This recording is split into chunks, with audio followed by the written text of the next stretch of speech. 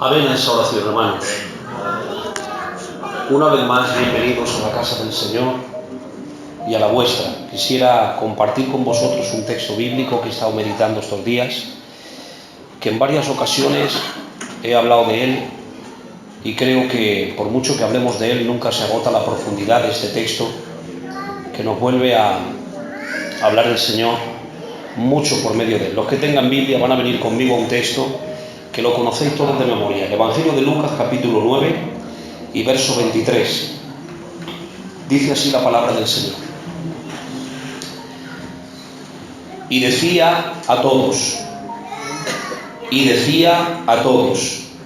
si alguno quiere venir en pos de mí, niéguese a sí mismo, tome su cruz cada día y sígame. Porque todo el que quiera salvar su vida la perderá, y todo el que pierda su vida por causa de mí, éste la salvará. Pues ¿qué aprovecha al hombre si gana todo el mundo y destruye o se pierde a sí mismo? Porque el que se avergonzare de mí y de mis palabras de este Evangelio, se avergonzará el Hijo del Hombre cuando venga en su gloria y en la del Padre y los santos ángeles.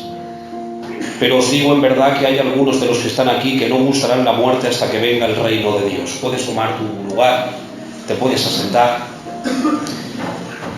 Y con esa paz del Señor que hay en este lugar, yo te quisiera transmitir unas palabras que ya en cierta ocasión te hablé algo acerca de este tema y quisiera volverlo a retomar.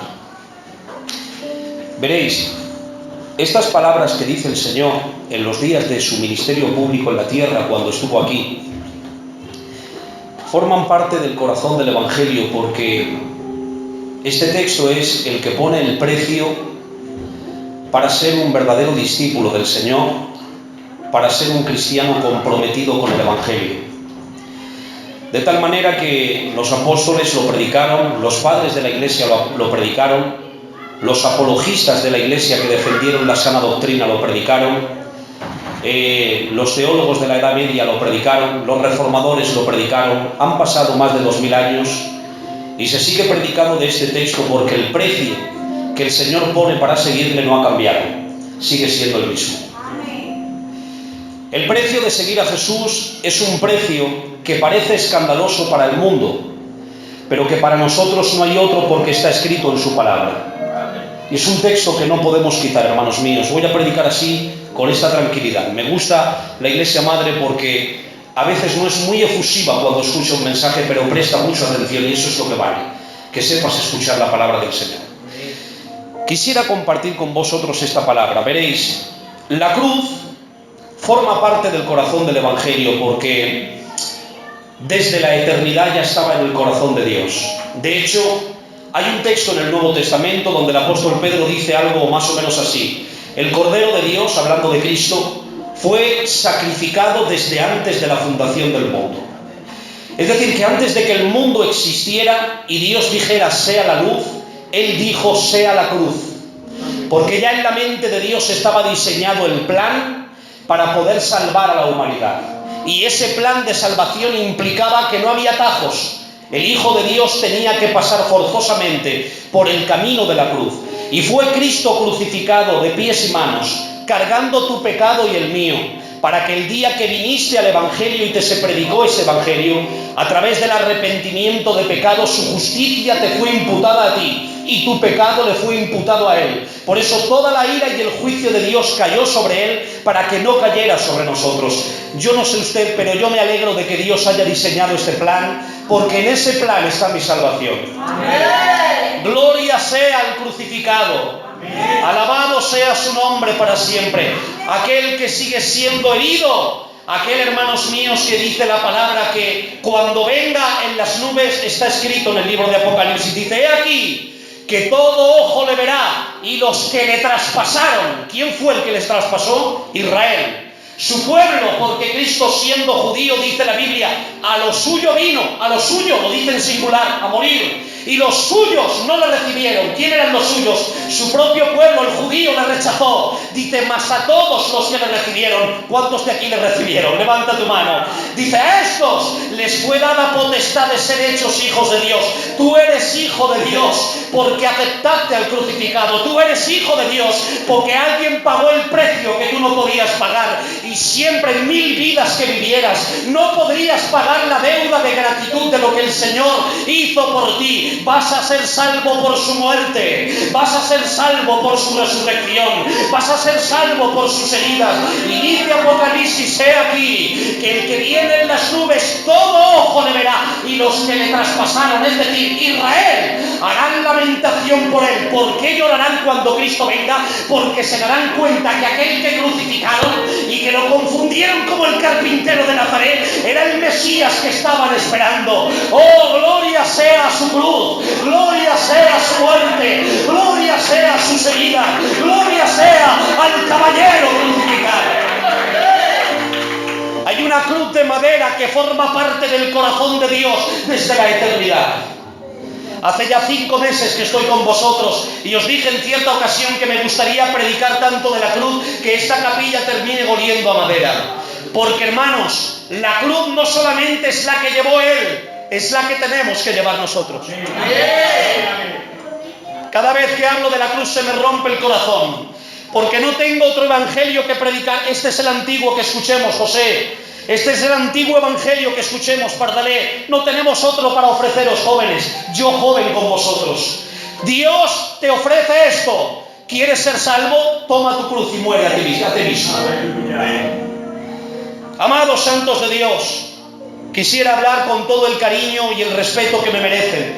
Sabe el Señor que lo digo en su presencia inmediata, que os amo con el entrañable amor del Señor. Pero creo que Dios ha puesto en mi corazón esta palabra, que la predico aquí donde quiera que el Señor me lleve. Veréis, este es el precio para seguir a Jesús: tomar una cruz, subir a un monte y morir. Este es el precio y no va a cambiar. Hay muchos que quieren cambiar el precio del Evangelio. Hay en muchas iglesias, en esta no pasa porque tenemos el Evangelio antiguo y lucharemos para que no pase. Pero se han levantado pseudoapóstoles, y cuando digo pseudo me refiero a falsos apóstoles, porque de verdadero tienen pocos. Pseudoprofetas que predican un evangelio de prosperidad.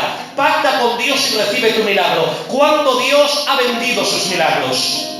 ¿Cuándo Dios ha vendido su salvación? ¿Cuándo Dios ha bendecido a su pueblo a cambio de dinero? Detesto el evangelio de la prosperidad. Creo que Dios puede prosperar a los suyos, y está en la Biblia que los puede prosperar, pero no creo en esa prosperidad que predican estos pseudoapóstoles, que dicen: si no ofrendas y mueres pobre es porque estás bajo maldición. Entonces Cristo estaba bajo maldición, porque Él mismo dijo: el que quiera venirme, que sepa que las zorras tienen guarida y las aves de los cielos tienen nido, pero yo no tengo una almohada donde recostar mi cabeza. Si los pobres están malditos, es que el apóstol Pablo también estaba bajo maldición, porque él relata sus sufrimientos y dice: de los judíos 5 veces he recibido 40 azotes menos 1, 3 veces he sido azotado con varas, 1 vez he sido apedreado, 3 veces he padecido naufragio, 1 noche y 1 día he sido como un náufrago en alta mar. En peligros he estado muchas veces, peligros de ríos, en el mar, en el desierto, en la ciudad, entre falsos hermanos, en trabajo y en fatiga, en hambre y en sed, en muchos desvelos, en ayunos, y no eran en ayunos voluntarios, eran en ayunos forzados porque no tenían que comer. Pero yo soy de los que creo que Cristo ha muerto por el pobre y por el rico, por aquellos que tienen dinero y por los que no. Y yo me siento feliz porque en el corazón de Dios cogemos todos. El precio no ha variado, querido hermano. Gloria, gloria. Sigue siendo el mismo. Amén. En el año 1886, Guillermo, se lanzó un producto que los más mayores me van a entender. Yo no lo he visto, pero me lo han contado los más mayores. Se lanzó un producto y se creó en Estados Unidos, concretamente en Atlanta, Belino. Un producto que salía en botellas de cristal transparentes y era un líquido negro. Hoy lo conocemos mucho. Los más mayores sí lo saben. Aquellas botellas, una vez que se consumían y se bebían, el que las encontraba las podía vender. Y había jóvenes que se dedicaban a buscar las botellas donde se envasaba la Coca-Cola, porque antiguamente eran de cristal. En el año 1886 se crea lo que se conoce hoy como la Coca-Cola. Es una de las empresas más multimillonarias de los Estados Unidos, de Norteamérica y de todo el mundo, porque ha vendido su producto muy bien. Han sabido adaptar su producto a la demanda del pueblo. Una vez que la sacaron, La Coca-Cola tiene algo que es adictiva. Empezó la gente a consumirla por tropel. Había gente por doquier que la compraba y la seguimos comprando. Pero cuando pasó el tiempo se dieron cuenta que la Coca-Cola tenía algunos ingredientes que afectaban el sistema nervioso de las personas. Tenía cafeína. Entonces llegaron a una conclusión. Aquellos que padecen de nervios no pueden consumir Coca-Cola. Entonces la empresa de Coca-Cola, las ventas empezaron a pegar un bajón, porque los médicos hicieron una campaña contra la Coca-Cola. Los que tienen y padecen del sistema nervioso, al tomar Coca-Cola se altera ese sistema, porque tiene cafeína. Pero entonces la Coca-Cola ideó un plan para seguir vendiendo su producto. Inventó Coca-Cola sin cafeína. Y le quitó la cafeína para seguir vendiendo su producto. Y entonces las ventas volvieron a subir. Pero cuando pasó el tiempo, aquellas mujeres que querían guardar la silueta, que querían tener una silueta esbelta, se dieron cuenta también que los dietistas decían que la Coca-Cola tenía unos ingredientes que producían muchas calorías. Por tanto, el que consumía mucha Coca-Cola tenía tendencia a engordar. ¿Qué es lo que ocurría? Que las mujeres y los hombres que querían guardar la figura decían: ya no consumo Coca-Cola. Se hizo una campaña contra la empresa y las ventas empezaron a bajar. Pero Coca-Cola ideó un plan para que las ventas no bajaran y siguieran consumiendo el producto. Inventó Coca-Cola Light. Y todo el mundo a consumir Coca-Cola. Ya puedes guardar la figura sin temor a perderla. La puedes consumir. Pero pasó el tiempo y se dieron cuenta que los diabéticos no podían consumir Coca-Cola. ¿Por qué? Porque la Coca-Cola tiene un alto nivel de azúcar. Y los que padecen de diabetes no la pueden consumir. Hicieron una campaña contra la empresa y las ventas bajaron. Pero idearon un plan. Le quitaron el azúcar a la Coca-Cola y sacaron Coca-Cola cero. Todos los diabéticos la pueden consumir. ¿Saben por qué la Coca-Cola a lo largo de toda la historia ha tenido, hermanos míos, tanto éxito? Porque ha sabido adaptar su producto a las demandas de la gente. Lo repito y piénsalo. Ha tenido tanto éxito esta empresa porque ha sabido adaptar el producto a las demandas de la gente. Hay que quitar la cafeína, se la quitamos si le gusta a la gente.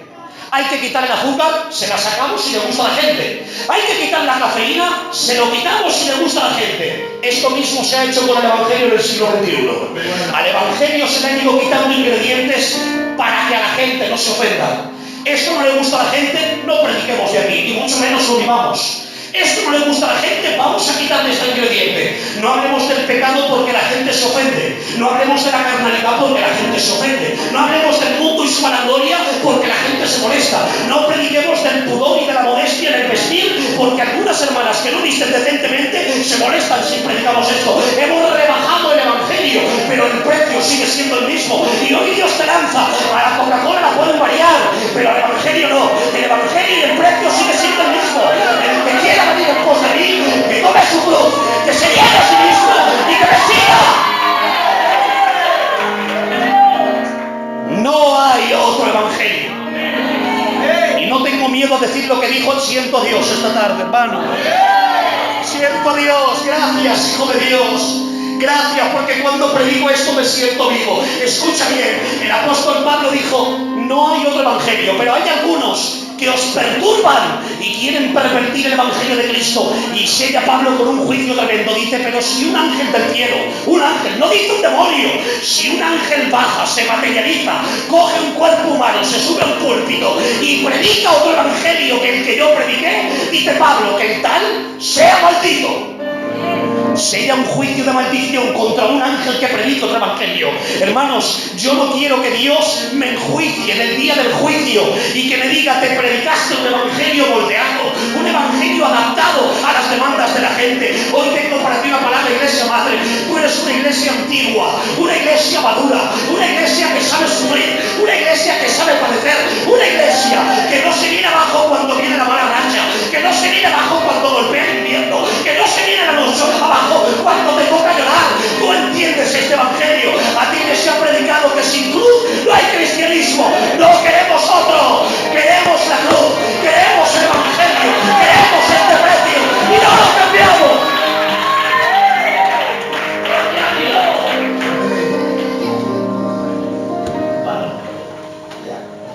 Multitud o discípulos, así se titula este mensaje.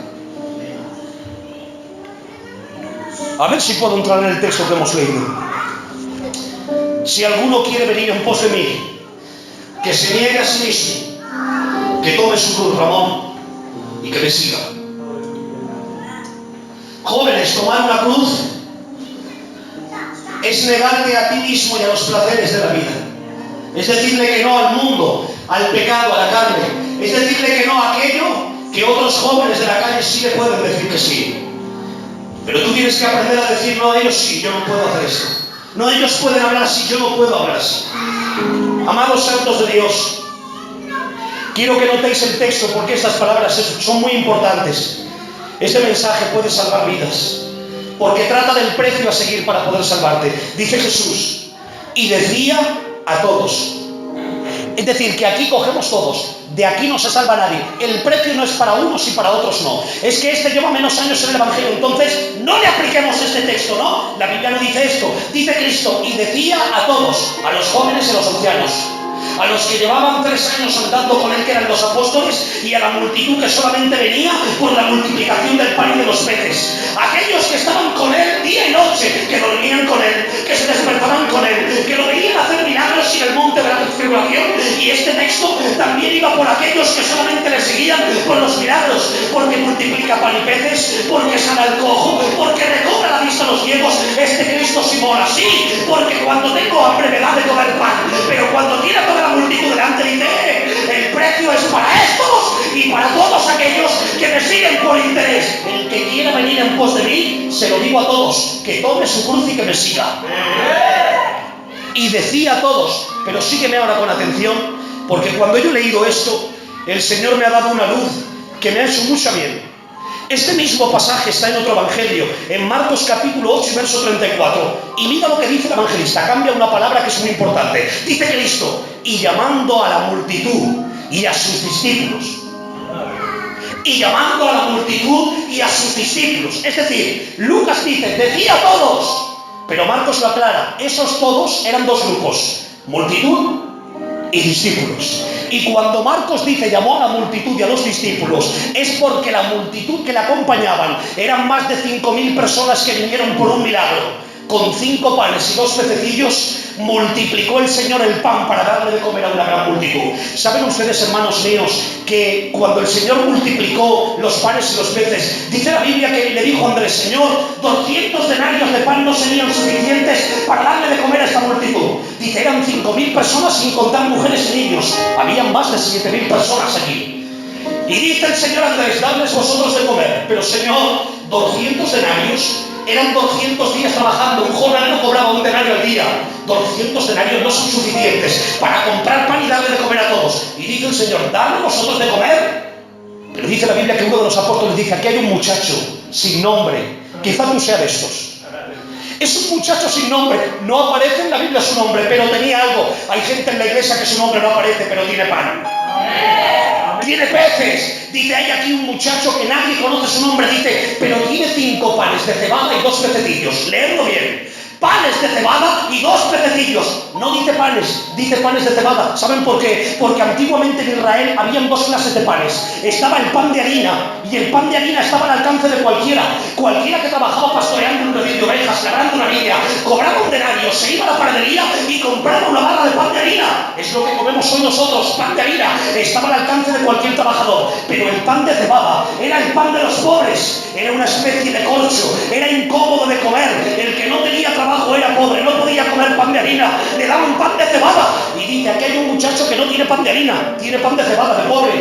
Dice, no solamente eso, dice, tiene 2 pececillos. No dice peces, Emilio, leerlo bien. Pececillos. ¿Saben por qué dice pececillos? Porque antiguamente en Israel, cuando un pescador sabía pescar, cogía la red y la echaba al lago de Genesaret. Y dentro de la red caían peces de todos los tamaños. Claro, los peces grandes se podían vender, porque la gente venía y los compraba. Pero los pececillos pequeños eran tan diminutos que decían, esto no tiene venta. Y como nadie los quería, los pescadores los dejaban a la orilla del puerto, para que cuando pasara la gente pobre, pudieran coser pececillos y echárselos a la boca. Así dice Andrés, aquí hay un muchacho que no tiene nombre, que tiene pan de cebada, de pobre, y pececillos, de pobre. Y dice Cristo, dadme lo poco del pobre, que en mis manos se multiplica y doy de comer a una multitud. ¿Con qué vienes a la iglesia? que no necesita Dios que tengas mucho, que lo que tengas ponlo en sus manos, que es capaz de multiplicarlo para darle de comer pan del Evangelio a tu casa, pan del Evangelio a tu matrimonio, pan del Evangelio a tus hijos. ¡Entra! Este es tu tiempo. Hay que pagar el precio. La cruz, la cruz, la cruz, no quiero otro, la cruz. Y decía a todos, pero divide Marcos el texto, y llamando a la multitud y a sus discípulos. A ver cómo digo esto yo.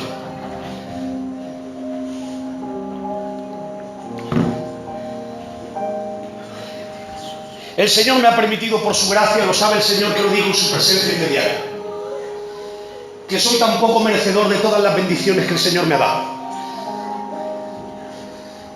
Con 17 años vine a la cruz y el Señor puso en mi espalda una y me dijo, muere a ti mismo y ve. El Señor me ha dado la oportunidad de vivir una vida con un proceso muy acelerado. He visto tantas bendiciones del Señor. Me ha permitido el Señor conocer tantas iglesias, conocer a tantos hermanos. He podido ver cómo el poder del Evangelio, este es el poder que tiene el Evangelio, hermanos. El Señor me ha llevado por muchos sitios de España, por muchos, por su gracia y misericordia, porque sabe Dios que virtudes no tengo, defectos muchos. Y el Señor en su gracia y misericordia me ha dado ese regalo.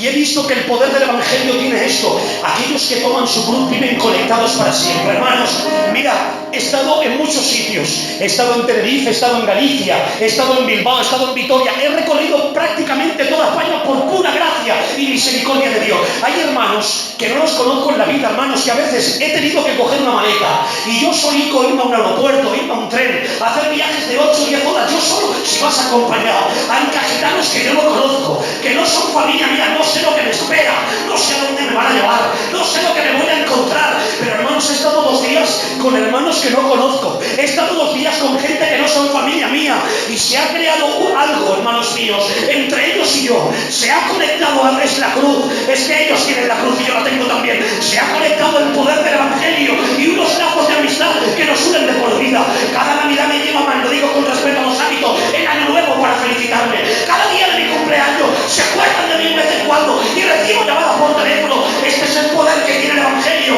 ¿Saben por qué cuando nos hacemos daño no podemos perdonar? ¿Sabes cuando tú me ofendes a mí? ¿Por qué soy capaz de perdonarte? Porque si tú tienes la cruz y yo tengo la mía, yo perderé de lo mío y tú perderás de lo tuyo. ¡Que viva el perdón! ¡Que viva el amor! ¡Que viva el cariño! ¡Gloria a Dios! La cruz. La cruz, entre el mundo y yo hay una cruz de por medio. Qué mensaje más hermoso. Tanto que bien dijo Martín Lutero: me miré a mí y vi imposible salvarme. Miré a su cruz y vi imposible perderme. El que mira a la cruz no se pierde, es el mapa. Mira la cruz. Veo a Dios más Dios cuando le veo crucificado. Alma, asiento a Dios. Digo que veo a Dios más Dios cuando le veo clavado de pies y manos. Grande es el misterio de la piedad, dijo Pablo. Dios ha sido manifestado en carne. Con toda la sabiduría rabínica que tenía Pablo, no lo pudo explicar. Dice, misterio, misterio. Es un misterio. He estudiado los pies de Gamaliel. ¿Saben quién era Gamaliel? Os lo voy a decir, y esto lo vi yo el otro día en un libro de literatura judía que yo no lo sabía. ¿Saben quién era Gamaliel? Dice Pablo, he sido criado a los pies de Gamaliel. Y tú lo lees y dices, sería un rabino judío importante. Gamaliel era nieto de Hillel. Antiguamente en Israel habían 2 escuelas rabínicas, que eran las que estudiaban la Torá, la ley de Moisés. Estaba la escuela de Shammai y la escuela de Hillel. Y esos 2 rabinos, Shammai, era la escuela del rigor, de la exigencia, del precio, de la cruz. Y luego estaba Hillel. Pues bien, Gamaliel era nieto de Hillel. Es decir, estudiar con Gamaliel en aquel tiempo era como estudiar la Biblia hoy con Samuel Pérez Millos, uno de los mejores teólogos que tenemos en España, que vive en Galicia. Y dice, he sido criado a los pies de Gamaliel. Pero cuando tiene que hablar de la encarnación de Cristo, se queda mirando al cielo y dice, Dios me ha enseñado a mí, Gamaliel, de acuerdo a la ley de Moisés, que es tan alto que dice la Biblia que cabalgan las alas del viento y que las nubes son el polvo de sus pies cuando sale a pasear por sus paseos eternos. Es decir, se levanta Dios del trono, sale a echar un paseo y sus pies desprenden un polvo que se convierte en las nubes que riegan las plantas, que riegan los campos, que riegan las frutas, que riega todo eso. Pues dice la Biblia que las nubes son el polvo de sus pies cuando sale a pasear en sus paseos eternos, y que al chasquido de sus dedos, dice, cae la lluvia, la nieve, el viento y el vapor. Es decir, no tiene ni que hablar, hace así, y cae la lluvia, la nieve, el viento y el vapor. ¡Que viva Dios! Pues ese Dios que es tan grande, que dice la Biblia, los cielos de los cielos no te pueden contener.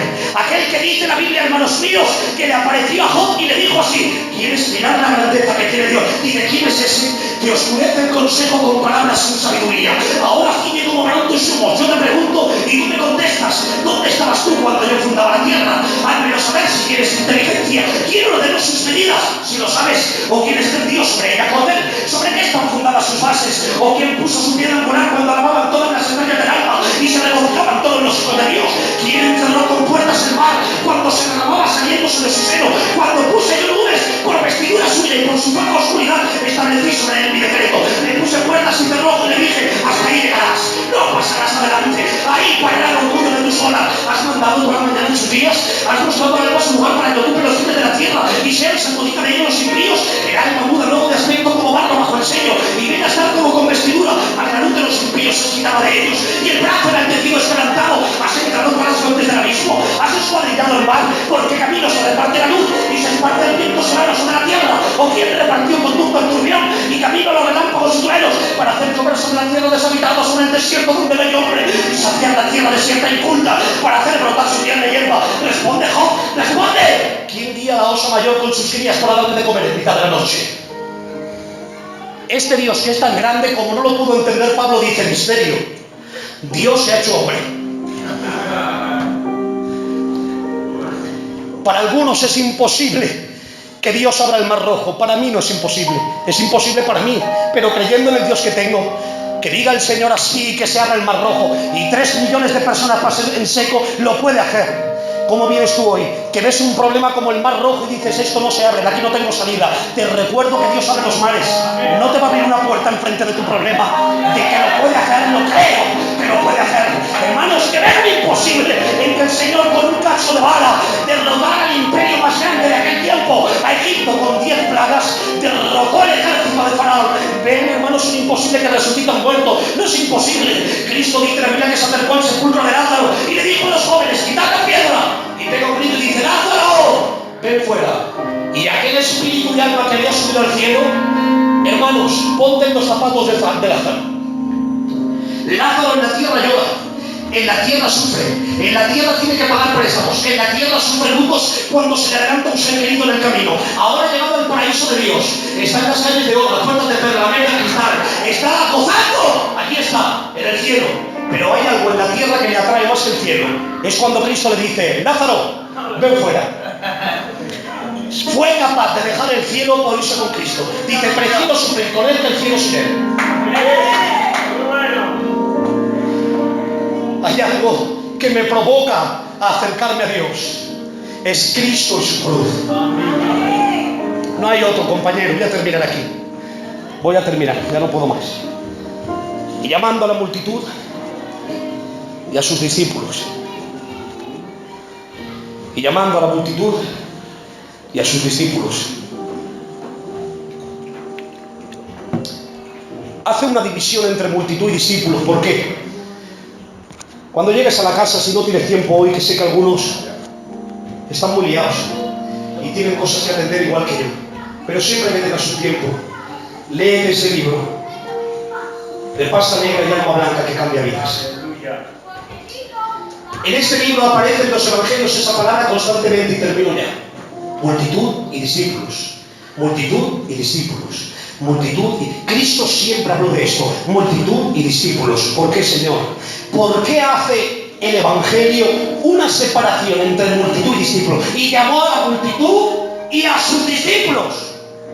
A la multitud y a sus discípulos. ¿Por qué Cristo constantemente llama multitud y discípulos? ¿Por qué hace esa división? Para dejar clara una cosa: que multitud de la iglesia puede ser cualquiera, pero discípulos de Cristo solamente son aquellos que toman su cruz, que suben a un monte y mueren. ¿A qué grupo pertenece usted? ¿Al de la multitud o al de los discípulos? Termino con este pasaje. Multiplicación de panes y peces, 5.000 personas, todo el mundo come pan. ¿Qué Cristo? Este Cristo sí mola, este Cristo sí merece la pena seguirlo. Nos han multiplicado los panes y los peces, pero ahora dice la Biblia que Jesús dice una palabra que muchos de ellos no van a entender. Es muy fuerte, porque Cristo dice: el que no come mi carne y bebe mi sangre no tiene parte conmigo. Claro, nosotros lo leemos ahora y entendemos el texto porque lo hemos analizado y se nos ha predicado con 20 siglos de historia. Pero decir esto en el tiempo de Cristo a un judío era una blasfemia, y te voy a decir por qué. Decirle a un judío: el que no come mi carne y bebe mi sangre, era una blasfemia hasta tal extremo que podías morir apedreado por decir eso. ¿Por qué? Porque había un texto en el libro de Levítico, y te lo leo y con esto acabo. Había un texto que decía así: si cualquier varón de la casa de Israel o de los extranjeros que moran entre ellos comiere alguna sangre, yo pondré mi rostro, dice el Señor, contra la persona que comiere sangre, y la cortaré de entre su pueblo. Es decir, en Israel, en el campamento, en el tabernáculo, al que pillaban comiendo sangre decían: te cortamos del pueblo de Israel, ya no perteneces al pueblo. Y dice Dios: lo más grave no es que lo echaron del campamento, lo más grave es que yo volvía mi rostro contra él, retiraba mi bendición de él. Es decir, para un judío está terminantemente prohibido por la ley de Moisés comer sangre. Morcillas no pueden comer. No saben lo que se pierden. Ay, hermanos míos, qué buena está la comida. Las morcillas de cebolla con piñones de tobala. Cuando paséis por allí, parad. Y el pan de la olla, que está muy bueno, qué buena está la comida. Pero claro, un judío se tenía que someter a esto porque era un mandamiento de la ley de Moisés. Y ahora Cristo dice: el que no come mi carne y bebe mi sangre no tiene parte conmigo. Esto es muy fuerte, porque en la ley de Moisés decía: ni sangre de animal te permitimos comer. Pero ahora viene Cristo, que es judío como nosotros, y dice: no, tenéis que comer mi sangre, la mía, la mía, la mía. ¿Qué diría un judío? ¿Pero qué es esto? ¿Esto qué es canibalismo o qué? Es decir, que en el Antiguo Testamento se nos prohíbe comer sangre de animal, y ahora vienes tú como judío, que también conoces la ley, que dices que es la ley que estableció tu padre, y nos mandas quebrantarla. ¡No lo entendemos! ¿Cómo es que tú dices que eres Dios encarnado, y el Dios que nos dio la ley nos prohibió la sangre, y ahora vienes tú y dices que la comamos? ¿En qué quedamos? ¿La comemos o no? Claro, ellos no lo entendían porque Cristo estaba hablando de su sacrificio. Estaba diciendo: el que no come mi carne y bebe mi sangre. Es lo que hacemos todos los domingos cuando pasamos a tomar la Santa Cena. Un recordatorio del sacrificio de Cristo. Su cuerpo era el cuerpo que fue maltratado y muerto en la cruz por tus pecados, y la sangre que fue derramada para rociarte, limpiarte de todas tus inmundicias. Pero ellos, ¿qué pensaron? Nos está diciendo que la comamos. Aquí te quedas, que nos vamos. Y aquellos que vinieron por comer el pan, 5.000 personas sin contar mujeres y niños, dice la Biblia que cuando dijo esta palabra dijeron ellos: dura palabra de oír es esta, ¿quién la podrá oír? Dice: y desde entonces todos se marcharon y ya no iban con él. Y atención a esto, se quedaron solamente ¿quién? La multitud se fue. Los 5.000 se fueron, se quedaron los 12 discípulos, la multitud se va. Los discípulos se quedan cuando el Evangelio se pone cuesta arriba. Los que son multitud se van. Solamente vienen por la multiplicación de panes y peces, por el ningún interés que le puedan sacar a Dios. Pero cuando Cristo pone el Evangelio cuesta arriba: el que me quiera seguir, que cumpla esto. El que no coma mis carne y beba mi sangre no tiene parte conmigo. Y que todos se fueron. Y ahora los apóstoles se quedan mirando, y le dice el Señor a los apóstoles: ¿os queréis ir vosotros también? Qué radical, que se me ha tachado de radical muchas veces. Qué extremista eres predicando a veces el Evangelio. Para radical Cristo, para radical él, radical yo no, radical la Biblia. Tanto es así que se le queda mirando a los discípulos y dice: ¿queréis ir vosotros también? La puerta no se la cierra nadie. Estaba diciendo el Señor: la puerta para venir conmigo siempre está abierta para entrar, pero también está abierta para salir. El que quiera, que se marche. ¿Queréis ir con la multitud? Pero se le queda mirando Pedro, que tampoco lo entendía porque era judío, Pedro tampoco entendió lo que estaba diciendo el Señor. Te lo digo yo que no lo entendió, porque meses después le aparecieron animales también en una visión, y le dice el Señor: Pedro, mata y come. Dice: yo no voy a matar ni a comer, porque jamás un animal inmundo entró en mi boca. Es decir, que él como judío seguía guardando preceptos de la Torá, y no comía cerdo, y no comía sangre. Que entenderlo no lo entendió, pero le dice bien Jesús: aunque no le entiendas qué haces, de paso te quedas. Y dice Pedro: aunque no te entienda, ¿a dónde voy a ir? Si solamente tú tienes palabras de vida eterna.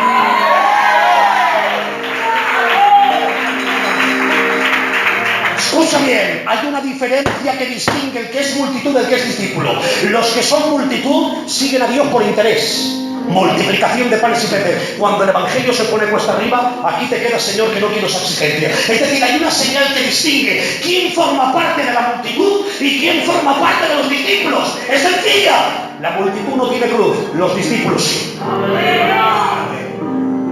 ¿Queréis iros? ¿Queréis iros? Dice, ¿a dónde vamos a ir? Que no lo entendió Pedro. Mariano, hermano mío, que no lo entendió Pedro tampoco. Señor, comer tu carne, comer tu sangre, esto no es para nosotros, Señor. Sangre, sangre, sangre, está prohibida por la Torá, cerdo, tampoco hay lo que se pierde, un balichó, panceta, chorizo, longaniza, la misma una barbacoa en la puerta. ¡No se puede! Pero aunque no lo entendieron, se quedó. ¿Saben por qué sé que aquí hay discípulos y no multitud? Porque muchos de ustedes no entendéis a Dios a veces. Sin embargo, cada tarde a las 7 entras por esa puerta. No te has ido, no lo entiendes, pero te quedas. Eres como Pedro. Has entendido que aunque a veces no entiendas al Señor, no entiendo por qué este trato, no entiendo por qué este dolor, no entiendo por qué esta enfermedad, no entiendo por qué las puertas se cierran. Entenderte, no te entiendo, pero aunque no te entienda me quedo, porque no soy multitud, soy discípulo. ¿A dónde vamos a ir, Señor? ¿A dónde vamos, iglesia? ¿A dónde vas a ir? ¿A dónde? No puedes irte a ningún parte. Inténtalo, aunque quieras dejarle, no puedes. ¿A que no le dejas? Voy a utilizar una frase de un príncipe del evangelio. Te desafío. ¿A que no le dejas? No puedes dejarle, aunque lo intentes, no puedes. Eres esclavo de Cristo, eres esclavo de Jesús. ¡No le dejas! Me quedo. ¿Cuántos se quedan? Saluda al Señor. ¿Cuántos se quedan? Ponte de pie ahora, sube esa música. Ponte de pie ahora, si te quedas. Los que se quedan. Los que se queden. Levanta tu mano al cielo ahora. Y adora al Señor un minuto y dile, me quedo contigo, díselo. Adore ahora, un minuto, adora. Abrázate a la cruz.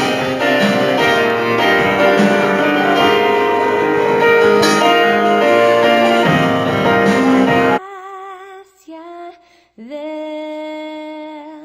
Señor, que a mi pecador salvó.